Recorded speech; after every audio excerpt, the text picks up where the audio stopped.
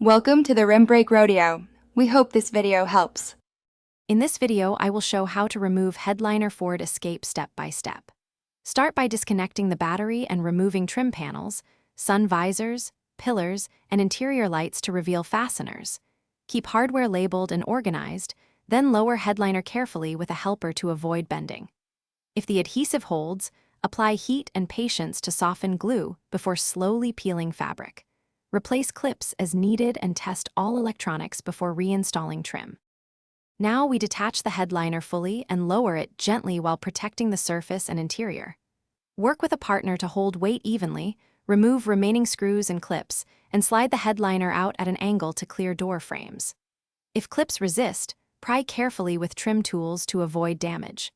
Place the headliner on a clean workbench, inspect foam and fabric for repair needs, and plan any replacement steps calmly. If you are finding this video helpful, please subscribe and like to support the channel and keep content coming. Quick recommendation: life is short for cheap socks, so go darn tough with a lifetime warranty for long shop days and cold garage mornings. I stashed a pair while working on the headliner, and they made a difference. Check the description for the link and other deals. Now let's get back to the video.